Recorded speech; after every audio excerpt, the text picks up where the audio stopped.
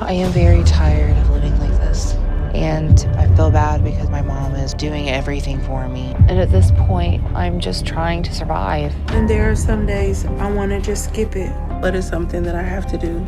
Because it's dangerous at my size if you don't stay clean, because your body chafes easily. This is Sarah's story. Sarah is getting close to her breaking point with her current weight, and she's honestly just waiting for the day she won't wake up at all. Every morning, she lies in bed thinking about how she allowed herself to become so big, and it makes her sad and deeply depressed. What makes things worse is that making choices to change for the better seems almost impossible for her. She knows her life is slipping away, but fear and hopelessness keep her stuck. This is how Sarah's story begins. And my shoulders hurt from all the weight I'm carrying. And it's gotten to the point where it's getting unbearable to go up the stairs. Like I have to literally crawl up the stairs like an animal. So I don't do much anymore except try to get up to stay clean.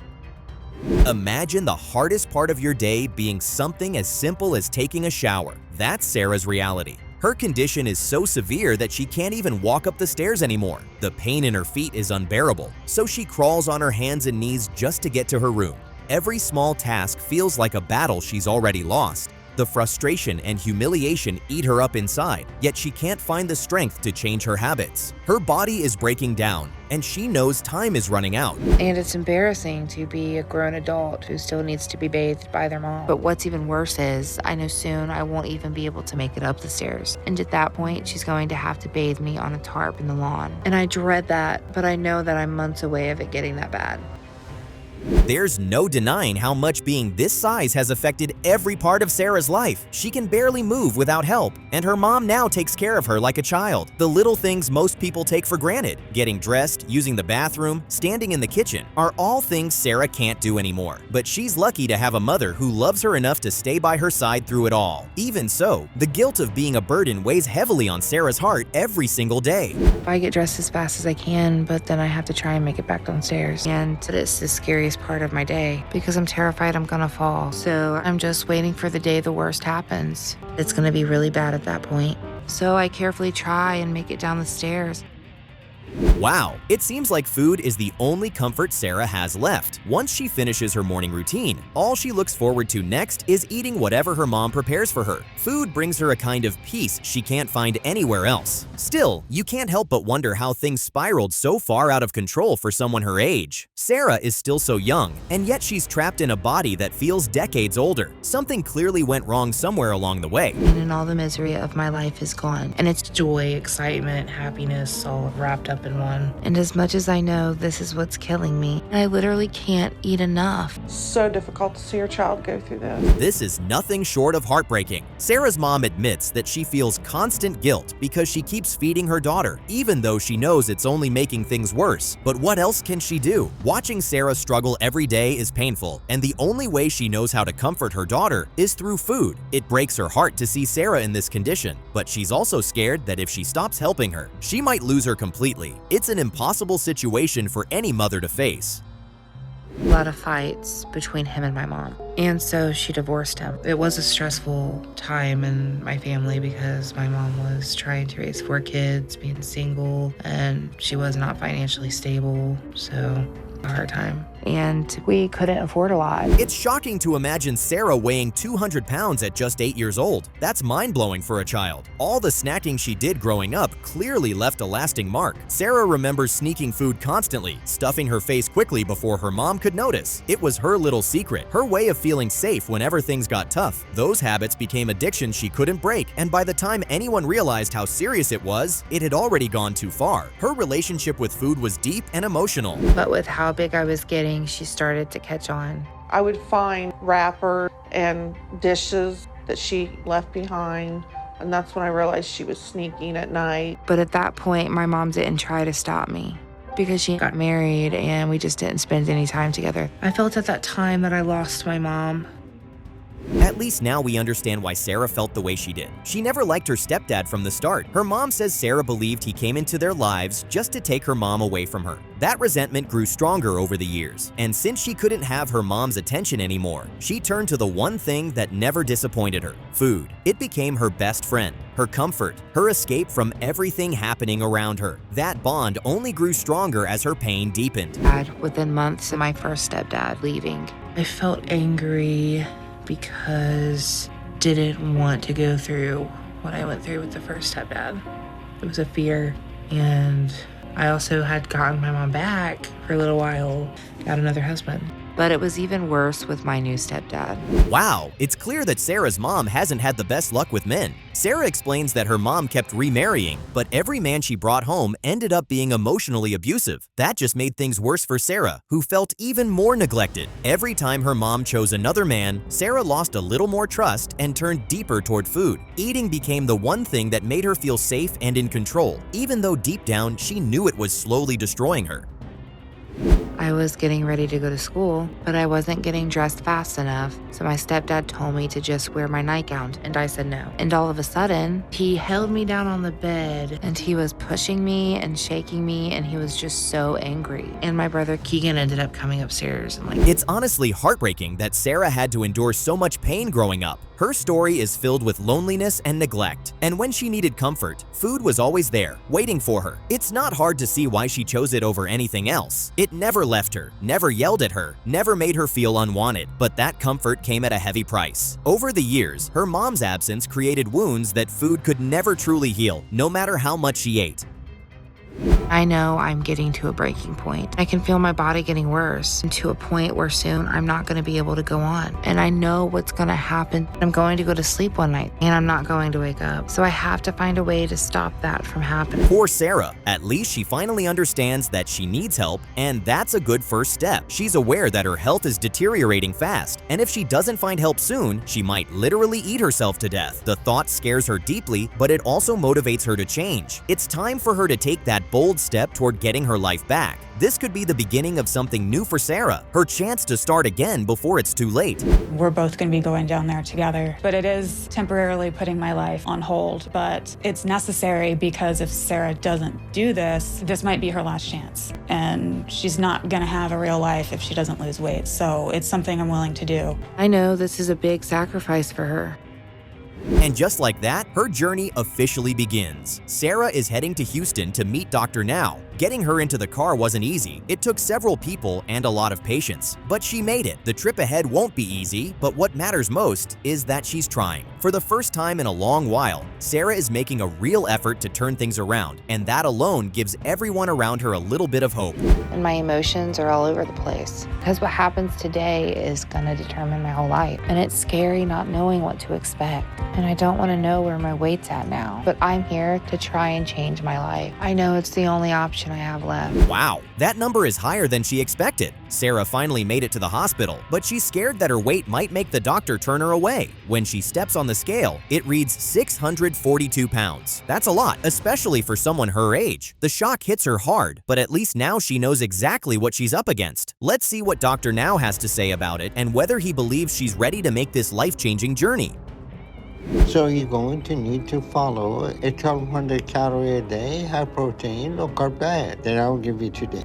Okay? And you're going to need to follow it and no more snacking. Got it? Yes. Great. You can always count on Dr. Now to start off gentle. During their first meeting, he tells Sarah that her goal is to lose 30 pounds within a month. He also tells her to cut out snacks completely and replace them with healthier meals. It won't be easy, but she has her sister by her side to help her stay accountable. For now, things look hopeful, and it's nice to see Sarah trying to follow through, even if the road ahead will be tough. I wasn't able to make it to my last appointment. So I called and asked if I could have a little more time. He asked me what was going on, and I told him. And he's concerned about my lack of support if I moved to Houston. And he told me I could wait another month, but that I need to lose another 30 pounds.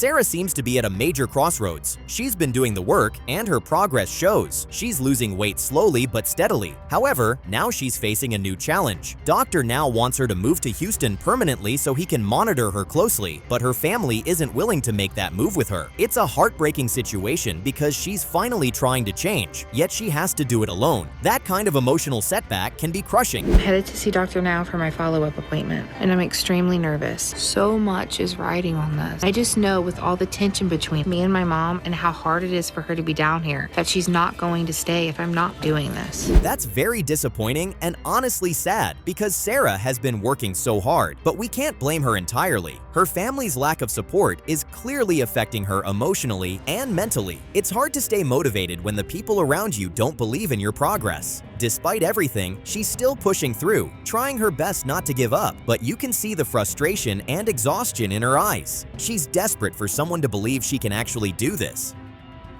And then walking at least 20-30 minutes twice a day. Think you can make all those changes? That's good because you have to do this. I'm gonna lose them. All right, I see you both in a couple of months. Sounds good. If you have any questions, call me. I'll see you later. As expected, Dr. Now isn't pleased with her results. He believes Sarah keeps making excuses instead of following the plan the way she should. From his perspective, it looks like she doesn't understand how serious her situation really is. He tells her that if she doesn't start being consistent, she might never lose the weight she needs to qualify for surgery. The truth hurts, but maybe that's exactly what she needs to finally wake up and fight for herself. All the time to that, especially if it's not in a healthy way. And especially in this weight loss journey, it's how can I be a support, but I don't want to enable you in things that aren't healthy. I would like to become less dependent. Because what I'm looking for is for you all to feel loved and supported by one another.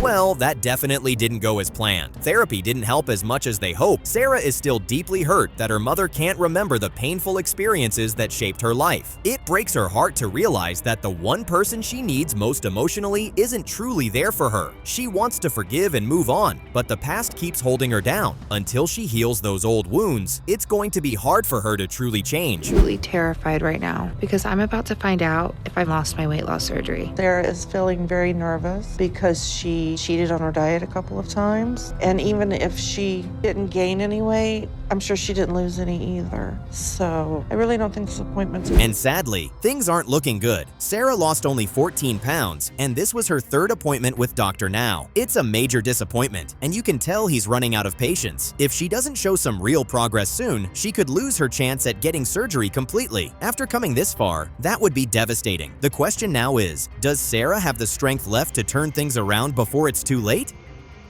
So you remember we had a deal. You lose 40 pounds, we'll do your surgery. Not, we're going to send you home. Don't think just because you have been prepped that we won't cancel your surgery, okay? So let's get you down to the scale. It's a weird scale. You were back up to 6 or 3. Octavia is at a point where her weight is honestly her worst enemy. Her life is miserable because her weight does not allow her to do anything with herself. For an entire year, she has been bedridden, and the entirety of her body hurts nonstop all day long. Is she going to make the bold step to change? Let's find out. Her story starts off like this. And it's so bad that I haven't been able to get up for over a year now. So I've had to learn to live in a whole different way. That's demeaning. And when I use the restroom, I can't get up, so I have to use the underpad. Wow, I don't know what could be worse than what Octavia is going through. She hasn't been able to leave her bed for over a year because of her weight. The crazy part is that her roommate is the one who even helps her with everything. So now we moved Octavia's bed to the living room because we didn't want it to be a situation where she needed help and couldn't get out. I try my best to clean myself as much as I can. And there are some days I want to just skip it. Man, how can you not feel sorry for Octavia right now? It's already sad that her roommate has to do everything for her. What's worse is that Octavia can't have her bath in the bathroom. She has to clean up on the bed, and that makes her back hurt a lot. And all I do is eat. You ready for breakfast? Yes, ma'am. Thank you, babe. Eating is my happiness. It makes me feel safe. And if I could, I just wouldn't stop. That's honestly so sad. Octavia's roommate is sad because she has to watch Octavia eat so much, knowing fully well that it's not good for her health. What hurts her even more is the fact that food is the only thing that makes Octavia happy, and she doesn't want to see Octavia sad. My sister has 3 children, and I love being their aunt. And the only times I ever feel happy are either when I'm eating or when I see them. They live nearby and come over once a day. Titi. Oh, that's so cute. Octavia says that the only thing that makes her happy aside from food is her sister's kids coming to visit her. She even shares her stash of junk with them. It's good that she isn't alone, especially in her current situation. I worry about her a lot. So much so I know people would say, well, why do you bring her this stuff? Or, you know, she has a problem. But when you're confined to your home and you really can't do anything else, this is the little bit of joy that she does have. Even Octavia's sister knows that she shouldn't be eating the amount of food she does. But then again, for someone who doesn't leave the house, Octavia's only joy comes from eating, and her sister doesn't want to take that away from her because if she says no, someone else will get it. I was more than double the weight I was supposed to be at for my age, and that was a big shot. But it didn't stop me from going to food because things continue to get worse for me. And food was the only escape I have. Because at 9, my mom started dating someone new. No child should ever have to go through such a traumatic experience. Octavia's childhood was not pleasant at all. Her mother got into a relationship with an abusive man, and she would hide objects around the house to protect herself. That must have been hard. So once again, my mom had to take care of me and my sister on her own. And it meant she'd have to start working long hours again to provide for. But our neighbor, which was a friend of the family, agreed to watch us when she did. And he started to rape me every time we went over to his place. Jeez, I can't believe what I just had. Wow, you honestly can't blame Octavia for her current state. Apparently, after her mom left her abusive stepdad, her mom would often tell their neighbor to watch Octavia and her sister. Anytime she went to the neighbor's house, he would rape her and give her $50 when he was done. Hearing that just breaks my heart. I know my body's getting to a breaking point. I can feel it getting worse every day. So I'm running out of time and I'm not ready to die. So I reached out to Dr. Now's office in Houston and they set a video call with me to talk to him. What matters is that she is making the bold step to work on her body. For someone who has been through so many traumatic events, it's good to see that she wants to lose weight. She's scared that Dr. Now might not want to help her, but let's see what he says. Safe transport to Houston. Okay. But if we bring you down, you also gonna need someone to move down here with you because you're gonna need some support system because you're not mobile and you won't be able to handle everything by yourself. We can't argue with her on that one. Her meeting with the doc went pretty well. She was nervous, but she definitely kept it together. Dr. Now tells her that he is going to arrange transport to bring her down to Texas, but he needs her to move with someone who won't enable her eating habits. Trip safer, but it seems she had taken this upon herself to do it her own way. How are you feeling, Octavia? Feeling okay. Okay, I want to get you inside as quickly as possible so we can make sure you're Even the doc can't hide his fear and worry. He is worried that Octavia might not have lost enough weight for her to put on the program. What bothers him the most is that he feels like she might not be cut out for the task ahead of her. But after we do that, then you need to show me that you're willing to work hard like you need at home. So it's important for your friend to get those diet instructions so she understands what's going on because she's still... Thank heavens, she knows that everything still boils down to her. The doc explains that she needs to show him she can lose weight by burning down at least 50 pounds before the next month. That's the only way he would take her seriously and approve her for surgery. I've been in the rehab facility for almost a month, and I've been working hard to do all my exercises. I use a pole with weights on it, exercising my arms and my leg, doing leg lifts, toe curls. You have got to be impressed by how much effort Octavia is putting into this. It's been 2 months now, and she's doing her best. She's not where the doc wants her to be, but she's making good progress. She even says she can sit on a wheelchair now. Imagine that? Okay, you're down to 584. That's weight loss of 108 pounds. All right. I'm proud of you. So we'll go ahead and send you home today. But now it's time to show me that you're ready to do this on your own. So I want you to lose 50 pounds in a month. That's amazing news. Dr. Now is proud of the effort she has put in. She has been able to lose 103 pounds, and that's pretty good. He is sending her home now to lose weight, and if she's able to walk, he is going to approve her for weight loss surgery. Bianca Higgins. When I left rehab, I made it down to 584, and Dr. Now said I had to lose 50 pounds. So that means I need to be below 534 today. And I think I did that. I just have to stand to get my weight checked. I don't understand that. Wow, even I don't understand what's going on. Octavia has put so much effort into getting better. She visits the hospital a second time, and instead of losing weight, she seems to have added more weight than the previous time. Dr. Now is not going to be happy with that. Things have been hectic for me. I'm stressed out. What do you mean being hectic? It's been a lot. I've been stressed. So, when I'm stressed, I eat. So we're giving you this chance to save your life. And you tell me you can't do it right now because you're stressed? Because that's never gonna change. Well, she might be right. Dr. Now doesn't waste a minute scolding Octavia for adding weight rather than losing weight, but she says that she needs therapy and her problem is something that she has been struggling with for years. Let's hope the doc understands that. Discipline will eventually fall to temptation if you haven't addressed the core issue at play. So doing it from 6 months to a year and for a lifetime, that's the struggle. Mark Twain said, quitting smoking is easy. I've done it 1,000 times. Looks like she has been given a second chance to do better. The next she comes to the hospital, you can bet the doc is not going to be as lenient as he was today. I honestly hope therapy works for her and she can get her weight loss surgery done once and for all. What do you not know? You keep missing your appointment and you're making excuses. I'm not sure if those excuses are real or you're making them up. If they're real, then you should go to the hospital and have a check and make sure there's nothing wrong with you. It looks like Octavia might be in some serious trouble. She was meant to come in today to see the doctor at the hospital. She tells the doc that she hurt her hip real bad and she can't even walk at all. The doc wants to send an ambulance to bring her in. About myself, and I realized that I have always been the backbone for everyone, but I can't be that for myself because I feel like my hurdles are mountains, whereas if I'm helping somebody else, it's not as hard, and I have to figure that out. That's good to hear. Boy, am I glad to see that she's doing okay. Apparently the hip thing was a false alarm and she felt better after speaking to the doctor. Now she's putting in more work and eating healthy so she can meet her target for surgery. Let's hope her efforts don't go to waste. I'm all smiles. The meal prep, everything went well, and we're sticking to it. All right, super. You all are doing great. And Octavia, with your recent weight loss, we can go ahead and approve you for weight loss surgery. Rose cannot believe her life has collapsed this badly. At 58, she should be winding down toward retirement, enjoying grandkids, savoring life. Instead, she's trapped in a body that's choking her to death. Every day feels heavier, every movement a punishment. She says she can't believe it, but the scale doesn't lie. She's staring down the clock, knowing she might not even see 60. That's how dire it is. She isn't just overweight, she's in a race against death, and she's losing ground fast. Wake up and I think, thank God I'm awake. He let me live one more day. But when I first go to stand up, I can't hardly stand up. My back is hurting so bad. Your nightgown is right there. And I know it's because of the weight. Yeah. That's normal. It just feels like somebody's got a big machete stabbed in your back and just turning it and digging and scraping around in there.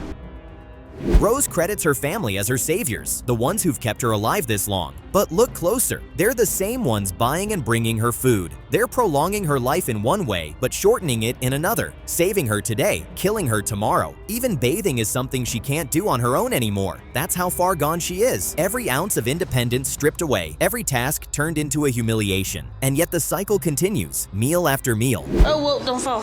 Right now, I'm currently living in the house with my grandson, Nathan, and his fiance, Kat, and Sam and RJ, and then, of course, my fiance, Russell. If it wasn't for my family being here to help me and to support me, I don't know what I'd done. Imagine the embarrassment, having to rely on others to scrub you down, knowing you can't even wash yourself. For Rose, that shame should be enough to spark change, but it doesn't. As soon as she's cleaned up, she goes right back to feasting. Breakfast isn't a small plate, it's a banquet. She doesn't skip it, doesn't hold back, doesn't think twice. Embarrassment fades the moment the food arrives. It's not about dignity anymore. It's about survival through addiction, and food always wins that fight.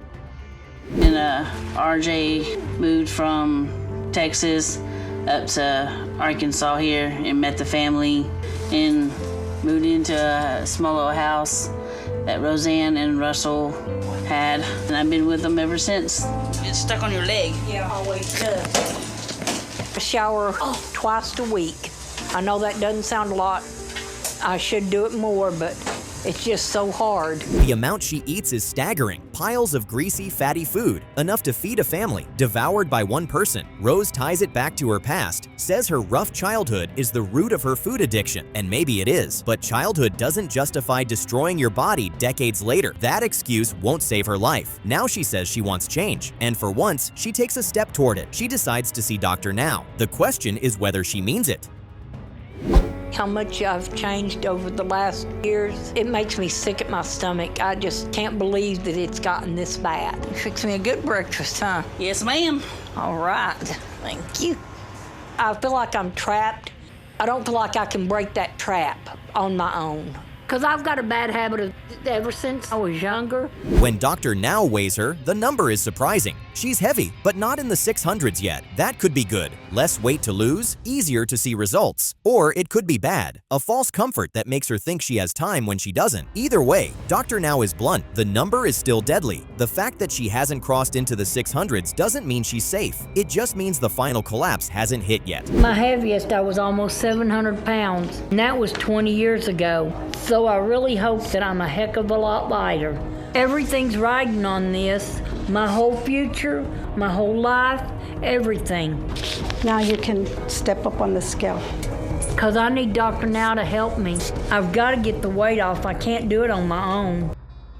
Dr. Now digs deeper and finds out Rose has been around this same weight for nearly 20 years. 20 years of living on the edge, balanced between survival and collapse. That's crazy. To hover at that weight for that long means endless eating, endless enabling, endless excuses. And now, sitting in front of Dr. Now, the cracks finally show. She says she wants change, but he knows the truth. Until she cuts off the food supply, nothing else matters. I'm here at Dr. Now's clinic for the very first time. I haven't weighed myself in about 20 years, and I've been avoiding it for a reason. Well, I was hoping it would be even lower, but I'm glad I'm in the 500s. Well, I know I've hit a wall with what I can lose on my own. Rose admits it openly. She eats all day, and her family brings her the food. The same family she claims she wants to live for are the ones enabling her destruction. Dr. Now doesn't miss it. He sees the contradiction immediately. They're not helping her live. They're helping her die slower. Every plate they bring, every bag of fast food, every snack, it's another nail in her coffin. Rose says she loves them, but love without boundaries is killing her. You eat all day and you're here to figure out what to do? I mean, I don't have magic to stop you from eating all day. I know I have to do it myself. So what is different today from past 58 years that you... I'm gonna stop eating, but I have the willpower. Now I have to have the knowledge. Rose listens to Dr. Now and swears she's motivated. So motivated, she even says she'd eat dog crap if he asked her to. That's how desperate she claims to be. It's a shocking statement, but also telling. She's finally admitting she'll do whatever it takes to live. Words are cheap, though. Dr. Now has heard dramatic promises before. Motivation only counts if it shows up on the scale. Rose will get her chance to prove herself. No speeches, no theatrics, just results. Whatever I can get my hands on, I eat. Well, how do you get it? I ask her to bring it to me. Who? Sam, and she'll cook it and bring it to me. But she only cooks what I tell her to cook. So she's gonna bring what you ask for? She brings what I ask for. But if she doesn't bring it, what happened? The world come to an end, or are you gonna attack? No. The challenge is set. Dr. Now gives Rose 2 months to lose 50 to 60 pounds. He lays out the diet plan, the structure, everything she needs to succeed. Now it's up to her. The test isn't about what she says. It's about whether she can fight the cravings long enough to actually make progress. For once, she doesn't get to hide behind excuses or enablers. It's her versus the scale, and that's where every patient's lies get exposed. The way that you are to change your eating habit. I'm very motivated. Just like I told him, if you told me there's a pile of dog crap there, and you told me that's going to help me to lose weight, if I eat that dog crap for a month, bend over and start eating it, that's what I would do.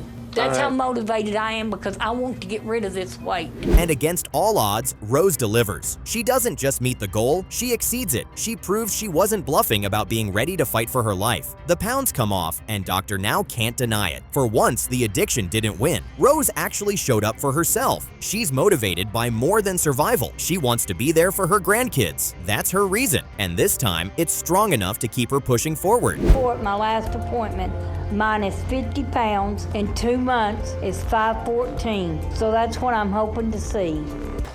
You did it, Mama. You did it, Mama.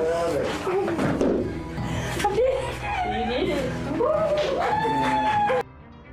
And just like that, Rose gets her weight loss surgery. From being humiliated, enabled, and stuck in a cycle of destruction, she finally breaks through. Now she has a shot at real life again. She's no longer just eating her way to the grave. She can look forward to a future, a chance to play with her grandkids, a chance to actually enjoy living instead of just enduring. For Rose, the surgery isn't just about weight loss, it's about winning back time. I'm down to 497. Okay. You're doing good. Thank you. I'm happy to see that you're making good progress, okay? Thank you. So what I want you to do is see your cardiologist and tell them that we are looking at you for potential